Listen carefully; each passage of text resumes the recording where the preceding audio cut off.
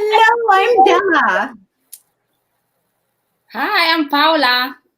Hi, and I'm Colleen. We know who we are. Hello, everybody, and welcome to another episode of The Butterfly Effect. We're so happy to be with you here again tonight. Hey, girls, it's been a blast. Yes. Can you believe this is our 8th episode? Oh, my God. Wow. Well, thank you. Thank you to all of those who have been with us throughout this month. Thank you for those who are here for the first time. Welcome. And let's dive in. This is fun. It's so wonderful to be here. This has been The Butterfly Effect has been a COVID baby. Yes, it's very true. And so every single month we have come on here, the third Thursday of the month. We've come on here and we've brought out a simple topic that's maybe a struggle for a lot of people, but we've all had something to share on this. And we've had a lot of engagement from the audience, which has been a blessing. It's so much fun when people join into the conversation and they leave us comments, and we get to share their experiences and what they do with the same struggle. And it just opens up such a perspective for other people to look at it from a different point of view. And to you girls, to both of you, I want to thank you for having been here every single time, for coming out 100%, and for giving your knowledge as generously as you have. So I want to thank you. And I'm so excited for this topic tonight. This time of year, in December, a lot of people start setting goals. Mm-hmm. And so, we sit down, we write goals, what we're going to do, we plan ahead. We're so gung-ho on setting these goals, and we're going to do them. And January comes, and yay, New Year's resolution, and a few weeks pass by, and we're like, right? We forget about every single goal that we have made. And that's why New Year's resolutions fail. Yeah. And so as a part of this, I think it's a great idea to discuss the idea of procrastination and action versus procrastination. And that is the topic of our show tonight. So I'm just going to go ahead and put that up there just so that people can see as they join us. Action versus procrastination. What do you think of this topic? I think that you hit the nail on the head. It was inspired by thinking about resolutions. We started saying, what topic should we talk about, and we started talking about New Year's resolutions, and then so that's where we got to the action versus procrastination. And I think this is a really good topic. I think that everyone can resonate with it, because I don't know about you, but I think everyone I know has procrastinated at some point. Mm-hmm. And some people more than others. So I think that this is a really good topic that will reach out to a lot of people. Paula? I agree. I think it's fascinating, because as I dived into this, I realized reasons that I procrastinated throughout the years, Like I never even, without putting the focus on it, I wasn't as aware of what I was doing and why. So having to work for preparing for tonight, I've realized that, oh my gosh, like, wow, this is real. It's not just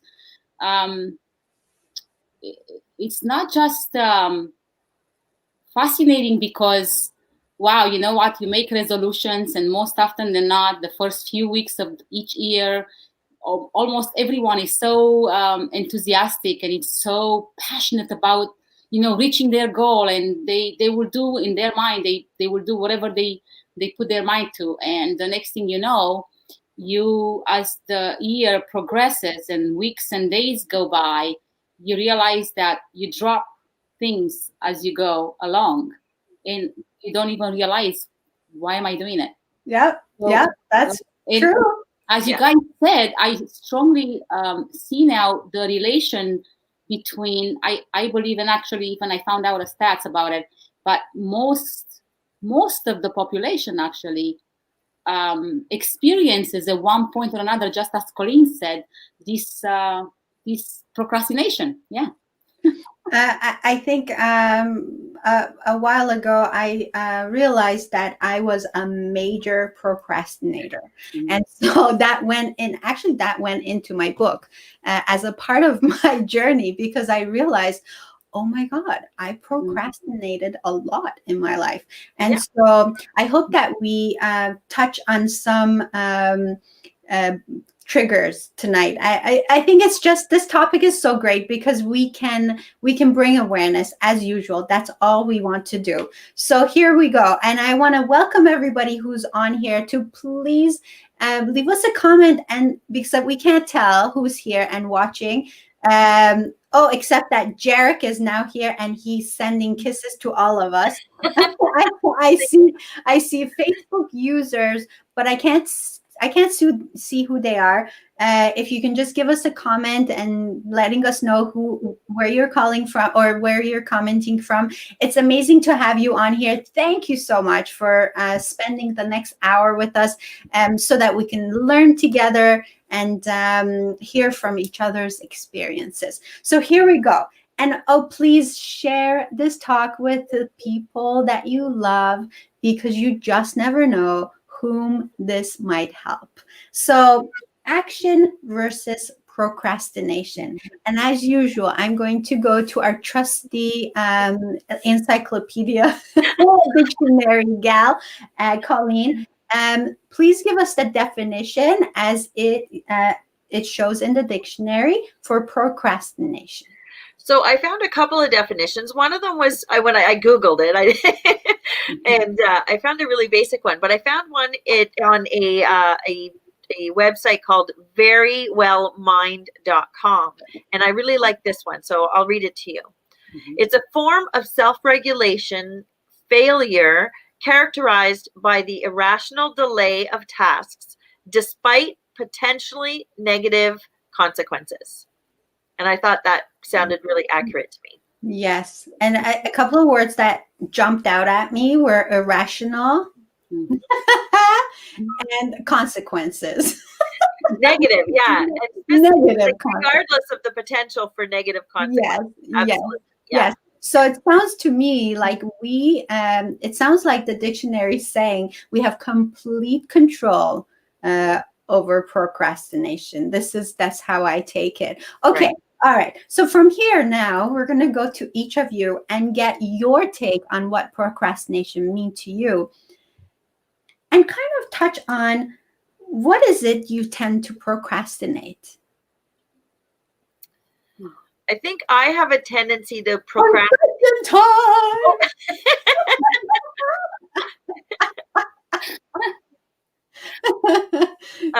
Colleen. So, and I did want to mention again, because you've already mentioned it, but I want to hear what our audience has to say on this subject. And I think you touched on it earlier that especially last month, we had a lot of audience participation, and it was like one of my favorite episodes because I love hearing what other people have to say, because it just really touches my heart to hear other people and what their take is on it. Yeah. So for me, I find that I tend to procrastinate things that either I'm not good at, right? So I feel maybe a little bit fear of failure, or I tend to procrastinate things that might. So I'll give an example. It might explain it better. Would that be okay? Yeah. So recently I had to move I was renting a place and the landlord had decided to sell, and I had to move. So I had to pack everything. Now it's not that I entirely procrastinated. I had all the boxes. I did all the things, but there was a part of me every day that wanted to procrastinate every single day. And I think that part of it is because to have everything packed meant that I had to admit that I was leaving my home. You know what I mean? So it was more of an emotional, I don't want this to happen. So maybe if I procrastinate, it won't.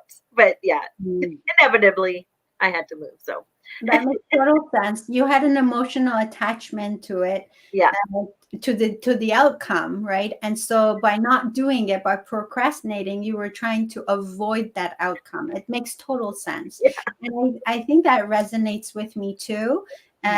Because yes, there's a lot of times that, you know, you find yourself not wanting to do something because you're not quite ready for that end result. So Yeah. I definitely for sure relate to that. What about you, Paula? What do you tend to procrastinate? Well, I think I'll stick first to the what is procrastination for me first. Yes, please. And before I go there, I actually found another explanation in another dictionary. And it's by Dr. Samuel Johnson, who wrote the first comprehensive English dictionary. And he defines it there as being a delay. Mm-hmm. So, believe it or not, many people have taken this as a fact, and they are maintaining this concept of believing that procrastination is actually a delay. So, I kind of thought about this a little bit. So, let's think about it. If procrastination means simply delay, then we should be okay with concepts like scheduling and prioritizing, but we aren't, are we? Like I read an article a while back, and I can't remember where and how and whatever, but there were a couple of examples there that related to this concept of delaying as being procrastination.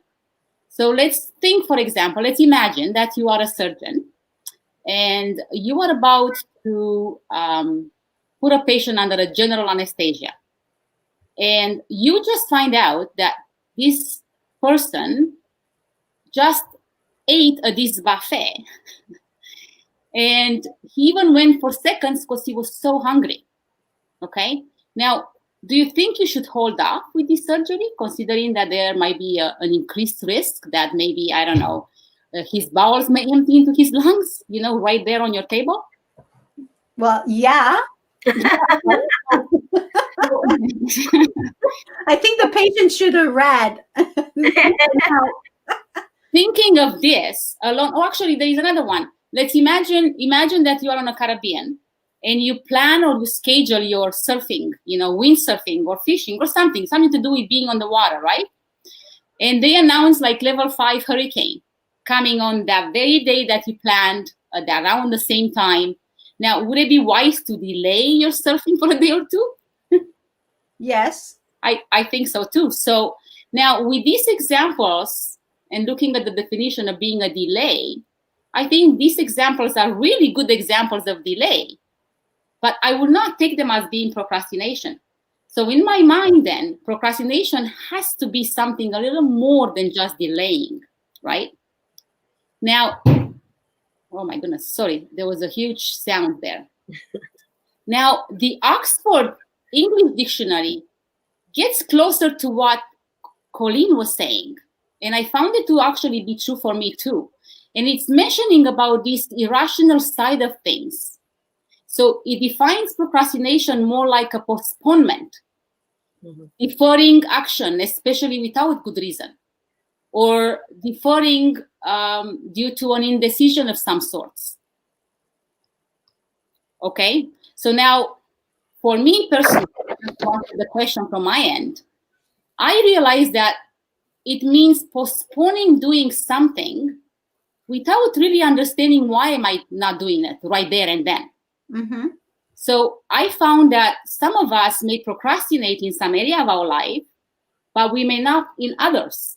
So me personally, if I was to, let's say, look at anything to do with health, I will never procrastinate pertaining to my health. But if I was to look into, let's say, admin work as an entrepreneur, that I will think twice because I do procrastinate from time to time. So you procrastinate things you don't like to do. That's one thing. And looking back now and realizing that I do have to answer the question of what are some of my reasons. I think it's one, it will be something I don't like or I don't enjoy. And a couple of others that have come up, it's perfectionism and the fear of unknown or being ridiculed. Now, it's interesting. I want to focus on perfectionism for 1 second, only because coming from the ballet background, back then, it was all about exactness, perfection, or so I actually thought, right? So the fear of making mistakes, it's in this perfectionism. And it's actually real because we end up putting these obligations that are important to another day. We think that, it has to be perfect. And we look at it, or I shouldn't say we, I should say I, back then, I looked at it as being a positive trait. But it turned out to be actually a mix of anti-productive habits and attitudes that actually discouraged my progression. I found that it was misunderstood because you look at, she's a perfectionist. She has high standards, but that's not true because these standards that I kept myself up above, some of them were never achieved because I decided I won't even try because you will not be perfect. If you know what I mean. Yes, it makes total sense. Yeah. So I get it. That idea of perfectionism, and for a long time I never thought of myself as a perfectionist, but lately it's self-awareness, right? Because I find that I have tendencies of perfectionism, and it's sometimes is a roadblock because, like Paula said, I procrastinate on things. So just to give you an example, me writing my book took a long time because I kept on procrastinating. It was, let me do this before, like, let me get here before I write my book, right? Maybe let me accomplish this before I write that book. And at the end of the day, I realized that is not how I'm going to get things done. So I think for me, I procrastinate on things that first of all, I'm not sure that I'm capable of doing, but also I procrastinate on things that I might feel like are not important, or that they're too difficult for me to do. So I procrastinate. I'm not a procrastinator. I procrastinate on all those things. Except for these areas. Yeah, seriously. So having said that, I mean, we know that it's a roadblock, and it's more than just what did you say? Delay. Yeah. Because it is, I think when we talk about procrastination, it's got that negative consequence for us, because without that negative consequence, it will not be procrastinating. It would be making the right decision to delay it. Because we'll make a decision that it's not important for us to do right now. At this moment, it's not on our priority list. So therefore, I'm going to wait. So we got a comment from Jarek. He says, Christmas kisses. No, not that one. He says, to me, procrastination is conscious and unconscious avoidance of things you should accomplish in an orderly and timely manner. Things like own health, self-improvement, obligations, commitments, deliverables, hygiene, feelings, etc. That's really interesting. Thank you. So this is really this is good. But I have a question. How do you procrastinate on feelings? I think we bury our feelings. Is that what he means? I don't know. You know what I mean? We don't allow ourselves to be in that feeling, and we put on that mask, we put on that fake, and we don't allow ourselves to, like, dealing with feelings. Yeah. Like, I'll deal with this later. Yeah. Kind of deal. Okay. Well, maybe Derek can elaborate on that a little bit more. Not dealing, not dealing with them, right? Yeah. Not Yeah. dealing with them. Yes. And so, so then what are the consequences for something like that, ladies? Well, I think it depends on what area, and there was a whole list there of things, and I think that the consequences are different depending on what you're procrastinating. So if it has to do with your business, then if you're avoiding doing your taxes, there could be consequences financially in the long run, right? You could result in an audit because you've delayed it, and now the government's like, okay, so what's going on? Not dealing with your feelings, that one is a big one for a lot of us. I think a lot of us do that all the time. And so I think a lot of people can resonate with that one. And the danger of burying your feelings is that your feelings are going to come out at some point.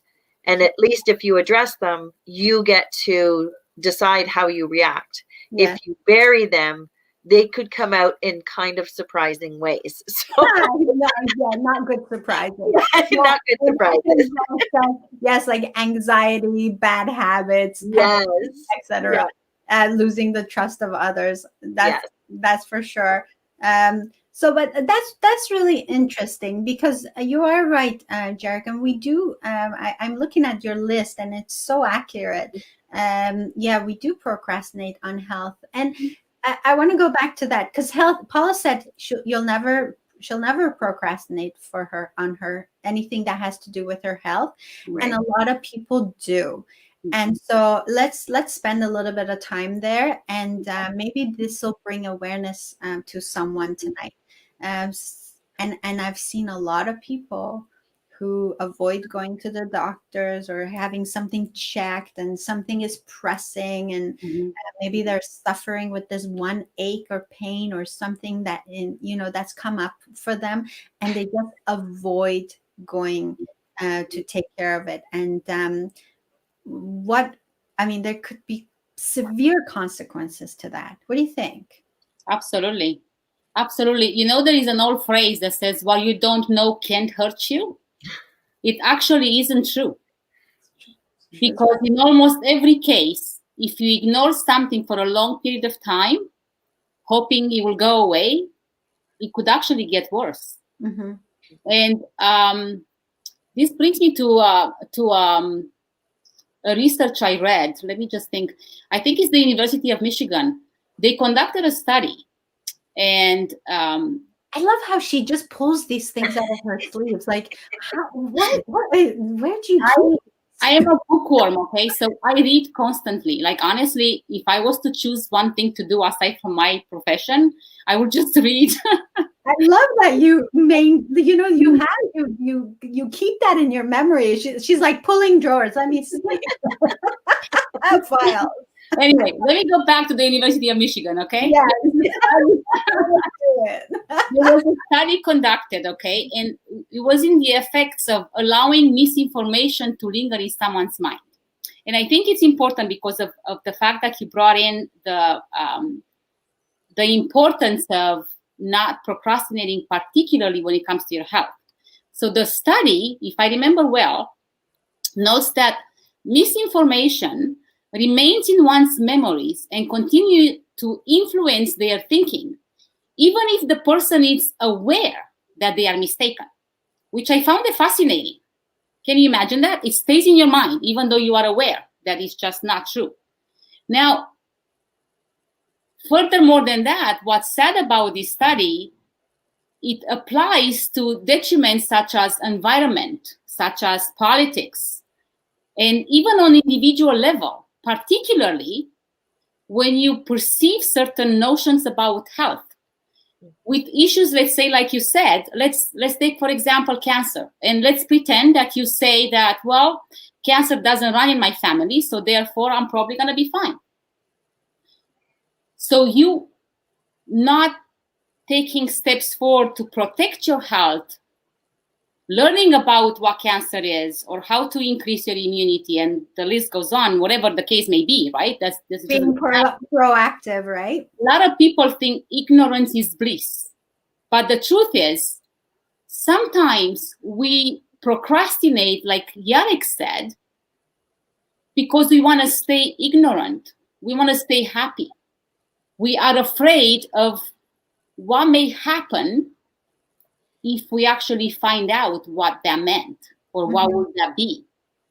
So I think it's important to acknowledge the fact that it's extremely important to understand that knowledge is power. So yeah, like when it comes to procrastination, there are so many things we could do, but yeah, I'll give the ball to Colleen or you, Della. What do you guys? Thank you. What, Colleen, it's your turn.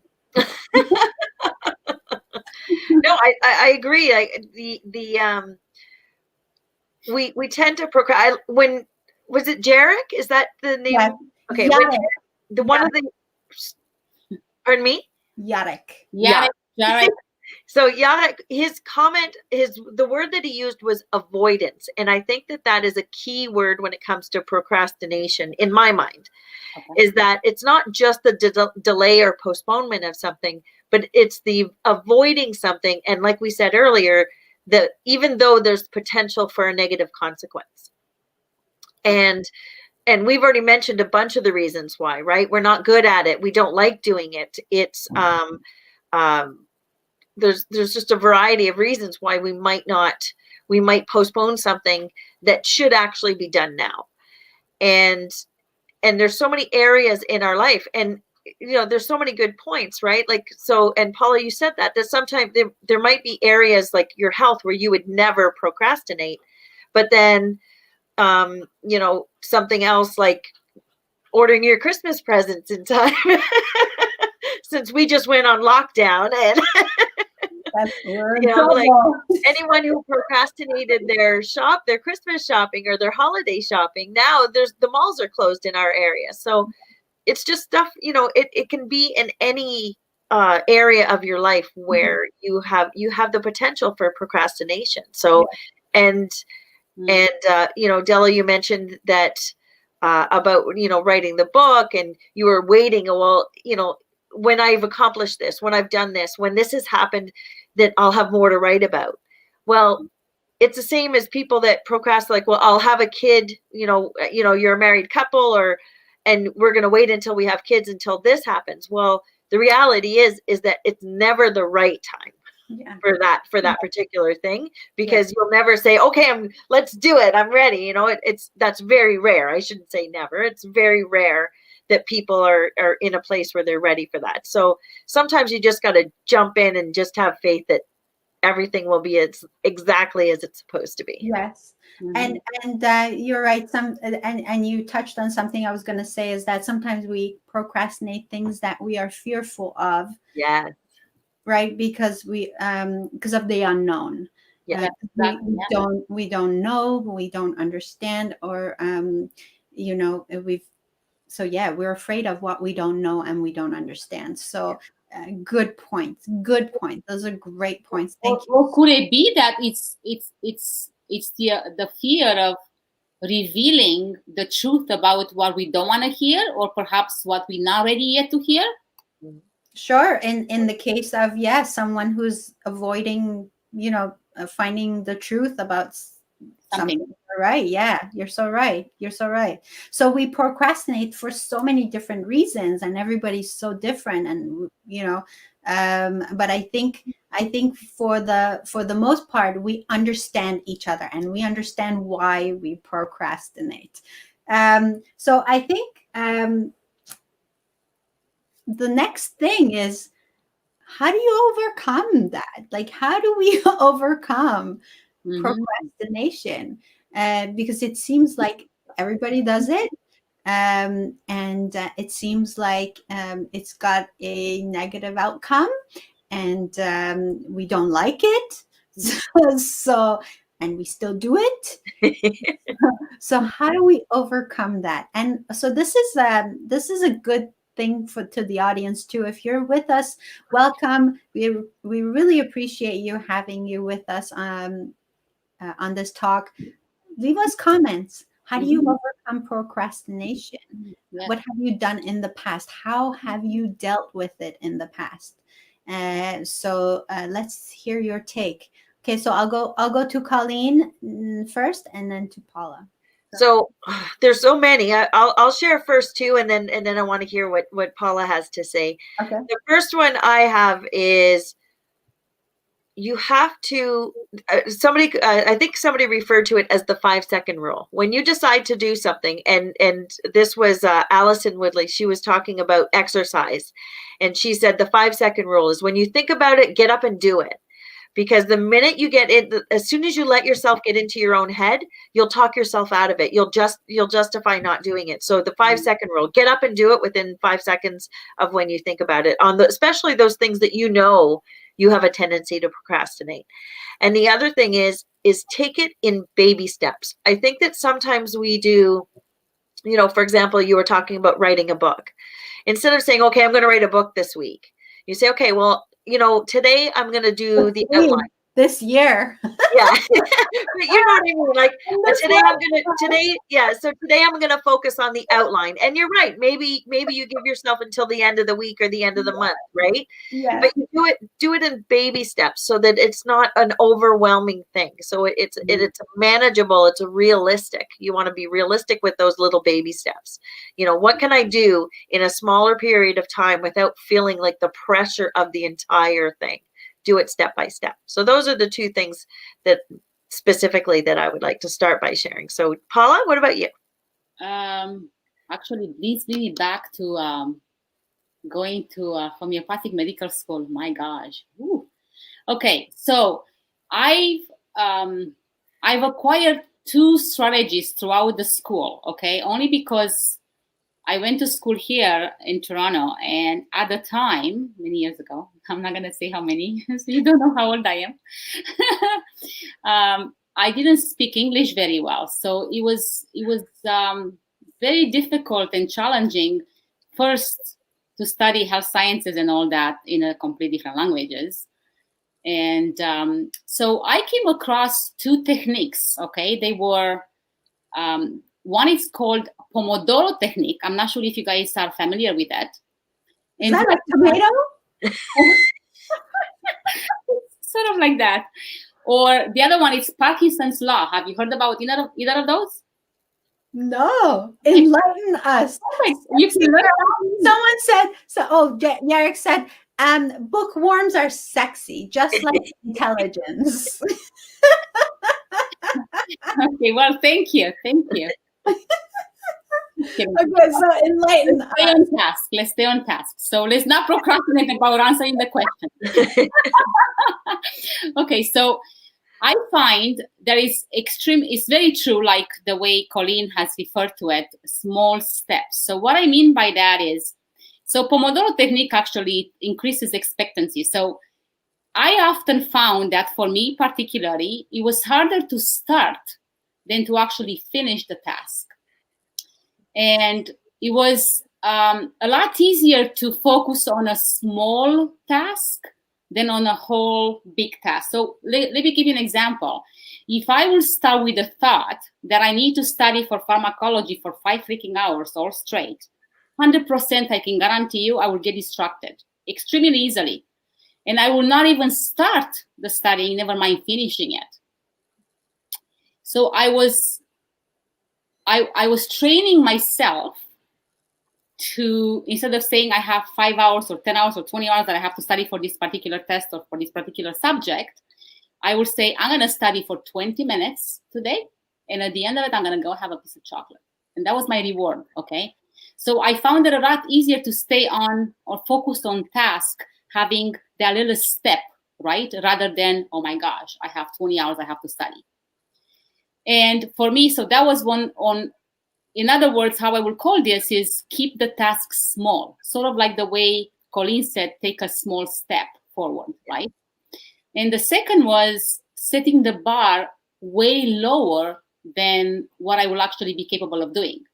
And okay, let me give you an example. So what comes to mind right now is about 20 plus years ago, I started meditating. I read somewhere that breathing and meditating will increase the overall health, especially mind-body-spirit connection. So I'm like, that's it. Tomorrow, I'm going to start 20 minutes a day, every single day. Guess what? Didn't happen. A week went by and I looked back and I'm like, shoot, I said I'm going to do it 20 minutes a day and I've done 2 minutes 2 times this week. Like, okay, something is wrong there. So what I ended up doing is saying, okay, I'm going to change the 20 minutes to 2 minutes. So doing it for 2 minutes, it allowed me, believe it or not, I end up doing it every single day. And eventually that 2 minutes turned into 10, 20, 30. So in other words, just as I said earlier, it was a lot harder to just start and be consistent. And then I didn't find it as a hard thing to do as I was consistent at it. It became a habit to just do it every day. Now, what I'm fascinated by mostly is this Parkinson law, because it can be used to your advantage. So as mentioned, we often start with the idea that we can complete the task at later time, which ultimately crushes even those of us who are productive by nature, right? It just, even for those, it's very challenging. So, you know what? One person who actually taught me this particularly is Raymond Aron. About a year ago, I went to one of his events, and I left literally in awe, because he said he will do something. When he says he will do something, he'll do it. And I'm like, And honestly, he wasn't kidding, because he stopped. I remember he stopped right there in the middle of the stage, paused, picked up his phone, and sent all of us something he promised he will send. And I'm like, what? That's impossible. Like, what? Right now? Like, you just stopped the teaching and then he said, guys, when you decide to do something, do it right there and then. Don't delay, because the moment you delay and say, I'm going to do it later, guess what happens? Later never happens. It's sort of like the way Colleen said it. So anyway, I got sidetracked. Parkinson's. So let me go to Parkinson's law. So what the Parkinson's law states is that work expands to fill the time allotted to it. So in other words, if, let's say, whatever it is that you need to do, it takes you 30 minutes to do it, but you really have 2 hours in your hands, guess what ends up happening? You will spend the 2 freaking hours to do it, even though it would have taken you 30 minutes if you were disciplined and you stuck to the task at hand. Yes. You're so exact on this, okay? And I was just going to say that, because that happens to me a lot. And I have to look at the comments and make sure we say hi to the people who are watching us right now. But Yerrick said there's one remedy for procrastination. Okay. And it's diligence. I think it's discipline. He says that's why diligence is a virtue, because it is an antidote for procrastination. So thank you for that. That's really cool. We need to come back to that. Actually, maybe we'll make that the topic of another show, diligence. Lori McNeil says, #live. Yay. Coach Lori, thank you for being here. I wanted to go back to what Paula said. As you were talking, I'm thinking, but when I'm pressed for time, that's when I do my best thinking, my best creative work. My best results come out of a really compressed time. So you're so right, Paul. That's Parkinson's law. Yeah, it's Parkinson's law. It's more to do with whatever time you allocate for something. That's how long it will take you to do it. Yes. And so the same thing that could take me, I'm just thinking in terms of what I do, like floral design. I could be pressed for time. I could have 2 hours and 10 things to make, and I can design 10 different floral designs in 2 hours, and I could have 2 hours for 2. And I would still take 2 hours. And so, so what do you say about that? That's weird, huh? Yeah. So basically what you're doing is that when you allow yourself, when you allot yourself the time, the lesser amount of time, you get her done, right? Like you're getting it done in that time frame, and you're just reinforcing what Paula just said. Basically, when you allow yourself 2 hours to do 2, it takes you 2 hours. Yeah. That's what you got. But when you say, okay, I got 10 to do and I only have 2 hours, suddenly you can do 10 in 2 hours. So that's really cool. You just reinforced what Paula just demonstrated. There are so many different factors that come hand in hand to make an action step happen. And I'm thinking, so we don't procrastinate things we like to do.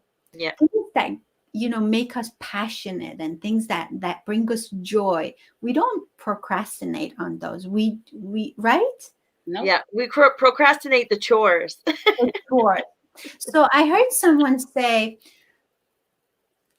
you're the one who puts the joy into things.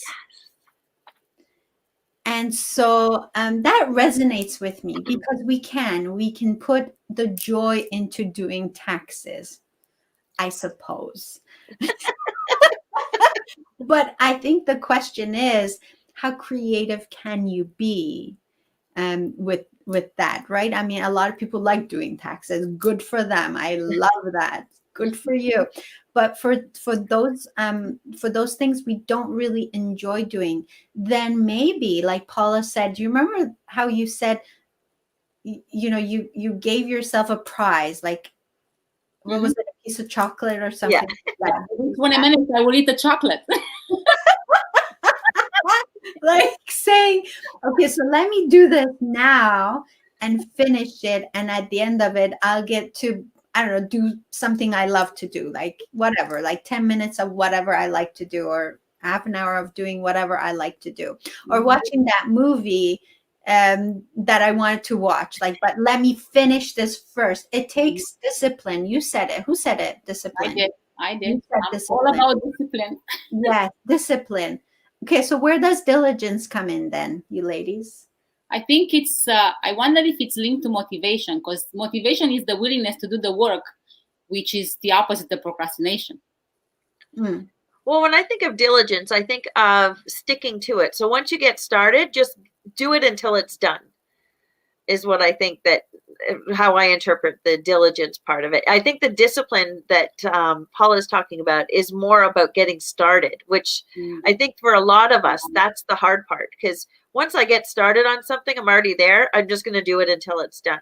Yeah. But it's the getting started that's the hard part sometimes. So that's why for me, the baby steps was a big one, and the 5-second rule were big, and that they speak to me because my biggest hurdle is the getting started. So for someone finishing it, like if they get easily distracted, the diligence would be the part that they would need to focus on. Okay. To make change. You said the 5-second rule, and actually something popped up in my head. And I don't know if you ladies know Mel Robbins. Mm-hmm. Yeah, of course. Ooh la la. I right. So Mel Robbins has a 10-second countdown. And so with her 10-second countdowns, she got the idea when she was in depression and she didn't want to get out of bed, because they had her and her husband had been through so much, and they had these like disastrous business ventures, and they were bankrupt. And so she was in bed. She couldn't get out of bed because of her depression. She said one day she was watching TV and she saw this rocket ship take off, and there was a countdown. So 10, 9, 8, all the way to 1. And then this rocket ship just took off, and she thought of the idea, what if I was that rocket ship and I had no choice but to take off when that countdown happened. And she said, from that moment on, she made that her trademark. She has this like TED Talk where she talks about this, and it's amazing. The day I heard that was like, okay, so there are so many things I can do when I count down, because you kind of preparing yourself. You're counting from 10 all the way to 1, and you're telling yourself that when this number hits 1, man, I'm taking off no matter what. There's no like buts or ifs. I'm taking off. So I thought that was really cool, and that that helps with procrastination. Just counting back and then you do it. Yeah, I love that. The countdown. I like the I like the countdown. countdown. The I countdown. do. So I Yerrick says sense of diligence, concentration, discipline, ambition, pride, many senses contribute to I guess, Success. yes, success and action. And Yerrick says the accomplishment in the end is self-rewarding. That is Yes. so true. think there is truth there. Yes, there is truth there. Absolutely. Yes. And so if that's great. Now, okay. How about this? How about thinking ahead of time? Oh, how would I feel having accomplished this? How would I feel having finished this task? Right. So I'm thinking, how would I feel? I don't know, like finishing this. Well, how did you feel when you finished writing your book? When you finally fantastic. Yeah. And what a big accomplishment, right? What a sense of accomplishment. But I'm thinking in terms of like just everyday things that we procrastinate. I don't know, like laundry, making your bed. making the bed or washing the dishes. Yeah. Right. I don't know what else. Counter after wash. I hate washing dishes. It's one of my most hated things to do. So I would procrastinate if I could. But the minute the counter is cleared and like everything's clean, I love that. So yeah. So looking forward to the reward at the end. Yes. Absolutely. I remember on this talk, like now we're going somewhere else, but I need to say this because I think sometimes we are really hard on ourselves.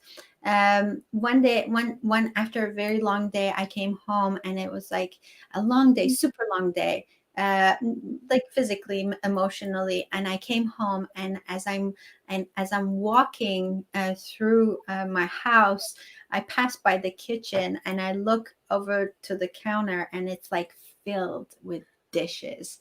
And I haven't been home all day, and I'm tired and I'm exhausted, and I am mad. Now you're now I'm mad, and now I'm angry. And so at that very moment, I needed to make a decision. Do I head into the kitchen and start doing the dishes because I know that this is what has to be done, and I'm to do it at the end of the day? Or do I make a decision to take care of my need right now and head upstairs and take a hot bath? And so that was a split moment decision, because I knew I had to do that for me. Because had I gone into the kitchen, nobody would have gotten alive that night. So I needed to make that. I needed to procrastinate that for my own well-being. Well, I think that is that procrastination or prioritization, right? Like, and you touched on it earlier, Paula, when you talked about it, delaying or postponement. Is that it's a choice, and there's no negative consequences to you not doing the dishes, really, right? Yes. And you're honoring your desire or your need to have that relaxation, and let's just sit in the bath and chill. Yes. Any thoughts on that? Well, I think procrastination is a lot more than this, guys. Honestly, we will not have time to discuss it all, but I believe there is a value in understanding whom you are and understanding your own personality and figuring out through that what's causing me to delay, to postpone, to not act. I think that's a value in understanding you, because there are so many different reasons, and some may even be linked to mental health. Some may be even linked to so many different things, and some people may actually need help. So it is something that, remember I was saying that I've done a little research, and I can't remember where. Oh yeah, it was done this year in January in UK. Actually, there was a survey done on 1,000 people, And they found that 15.6% said that they never procrastinate. Okay. And that pretty much leaves about 84% of the population procrastinating at one point or another in their life. Yes. That's huge. I'm surprised that those 16.6% don't ever. I think 16% is that 1 or 2% of the population who understand the law of attraction, if I may go there. Yeah. Mm-hmm. Oh, I love that topic. We need to talk about that one.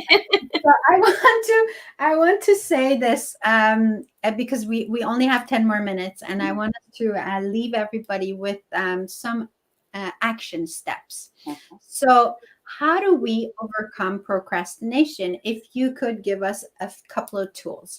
I do want to say that we have a comment from a Facebook user. I don't know who you are because no name is showing up, but thank you so much. They say, very enlightening show, and you are all doing amazing. Thank you. I can see who that is if you'd like. It's who is it?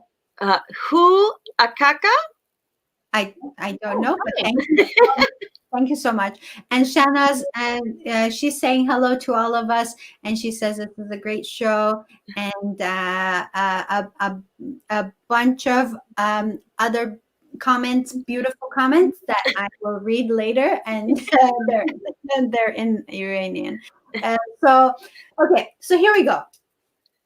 Action steps. Okay, what can we do when we come across something that we know we need to do, but we are procrastinating? Okay, just take your 2 minutes and please give us some steps. I think that procrastination I think there's a correlation between procrastinating and a goal. So if we focus on the goal, and like you said, the outcome, the desired outcome, and if we approach it the same way we would approach a goal, in that you have to, first of all, decide what it is that you want. Like what is it that needs to be done? What is it that you want? Secondly, you're going to have the willingness, have the willingness to do whatever it takes to get it done. And these are all from Think and Grow Rich, which is the Napoleon Hill book from years and years ago that still to this day applies to the philosophies apply. So the burning desire, the willingness to do whatever it takes, and then make that decision that it's going to happen. And like I said earlier, for me, my hurdle is that getting started. So I either have to just get up and do it. When I was in school, I had to go to the gym as part of the program that I took. And I'm not a gym person. I don't like going to the gym, but I had to have actual hours recorded for my school program. And so I used to get up and I'd say, I don't want to go. And then it would just be like, nope, you got to do it. Go. And you just get up and you'd leave the house. Right. And the minute I would start, I loved every minute of going to the gym. I loved it. I loved the feeling while I was there. I loved the feeling after I was done, but it was just getting that started. So I had to make that decision that this is what I want. It's my choice. It's my decision. And I go and I own it. And that for me was the big thing. Okay. Thank you. And Paula? I come back to the discipline, and let me elaborate a little bit.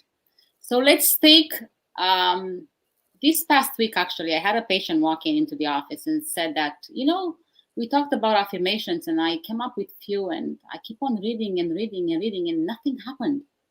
So I thought to myself, okay, so let me think, why wouldn't that happen? So I came up with the idea that affirmation without the discipline and without action doesn't lead to anywhere except perhaps the realization that they don't work. So unless you take care of, let's say you have a seed, right? I like the seeds. I think I used the analogy of the seed before. So let's say that this seed has the potential to grow into a plant, a tree, a cabbage, whatever. Has the potential to grow. So in other words, if we just write down on a piece of paper and say, this seed in its own time will become my apple tree, do you think it's happening? or is going to happen unless you plant that seed into a fertile soil, water it, let the sun shine on it, and then clean those weeds that grow around it? No. I don't think so either. So let me give you another example. Do you think that if you do the best you can in all situations is good enough? Honestly, do you The best you can. Oh, that's such a mouthful. Because we say that to our kids. Just do the best you can. Honestly, I think that if you actually do the best you can, I think it is enough. I think that we underestimate ourselves, and I think that we are capable of way more than we give ourselves credit for. Let me prove you wrong, and I tell you why. And I come back to the same. Okay, so let's give you the example of this. Okay, let's say I came and I was a doctor, like a medical doctor, not a homeopath. And I came and I said to you, okay, you've got to do 20 push-ups. It's a silly example, okay? In order to save your life. And you say, absolutely, I will do it. But let's take in consideration the fact that maybe you're not in a good shape physically and you've never in your life have done push-ups. Do you think you can do 20 push-ups? I don't think so. Now, let me tell you this, though. Is there a way that you can actually get to do those 20 push-ups? Because your life is at stake here. And I will tell you, yes, there is. And let me tell you how. So let's say you start your push-ups and you realize that there is no freaking way you're going to go all the way to 20. You probably do 3, 4 and you're like dead, done. Because you've never done it. So I will say this. Okay, do 3, 4, stop shortly, take a deep breath, and do another 3, 4. Stop again, take another deep breath, do another 3, 4, and you keep on going until you reach 20. This is how I look at it, of learning how to be disciplined. This is how I look at it, of taking actions instead of just sitting there and waiting for it to happen. You know what I mean? So learning to stay focused and don't give up. And don't give up at the first sign of failing. In this case, 3, 4 push-ups, you'll say, that's it, I'm done. There is no freaking way I can do more. So you see, you are actually capable of a lot more than what you think you are. But you don't give the credit for, as Colleen said. So yeah, like, do you think it's important to learn this skill called discipline? Yes. Do you think that by learning this skill, you will actually be able to even push aside the so-called procrastination? Yes. I believe so too. Yeah. Discipline is good. This is spoken like a true competitive athlete, right? I mean, yeah, you must have had discipline to make it right to the competitive level. So Yeah. for sure. Okay, so Yarrick says eliminate interruptions, Absolutely. distractions, Yeah. eye on the prize or the end goal, and reward and treat yourself. Mm-hmm. Great. Love it. Love it. Wonderful discussion. Yerrick says the best you can equals due diligence.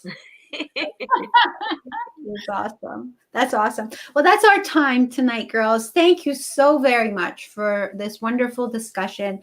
I hope that everybody enjoyed this as much as I did. I just love being here with you. And, it was fabulous. Okay. This is our last show before the new year. What do you want to leave people with, Colleen? Anything, any special message? Oh, you're supposed to prepare me for these things. I just reach for the stars. Like, don't underestimate what you're capable of. I think that it's important that when we go, the new year for me, I always look back at the previous year, how far I've come, and kind of look at, what's coming up. So give yourself credit for all the things that you have accomplished. This has been a really hard year. And I think that our light has shone in a lot of places where maybe we didn't think it could. And I think that it's important to focus on all those beautiful things that happened in the past year, as well as aim for the stars, because wherever you put those sights, you will bring yourself there. So aim high so that you get high. You go, the sky's the limit. So Amazing. that's my message. Thank you. Thank you. Paula, what's your message to everybody?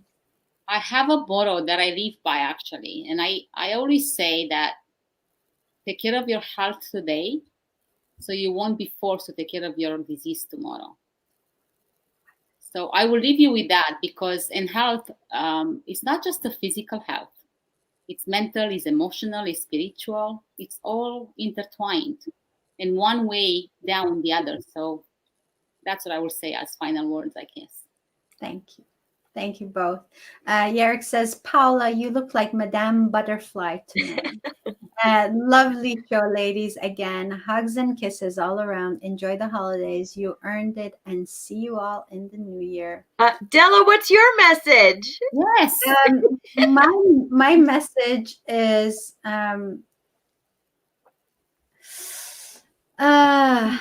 yes. So show yourself some grace and compassion. Pat yourself on the back for the small wins, and never ever lose hope. That's it. That's it. It's all about hope for me, right? Speaking of which. So okay. So I think we should leave everybody with a little holiday cheer. What do you say? Yeah. Let's go about it. I'd like to apologize in advance. I'm just saying. Go ahead, lady. We wish you a Merry Christmas. We wish you a Merry Christmas. We wish you a Merry Christmas and a Happy New Year. Our next show is January 21, 2021. This is the butterfly effect. So yeah, maybe we'll talk about New Year's resolutions. Yeah, we'll see how we're doing. Yeah, I love that. That's a good one. Thanks everyone for being here tonight. Have a blessed holiday season. Mwah. Wow. Paula? This is the butterfly effect, bringing you love, hope, and compassion. Till next time. Bye. Bye-bye.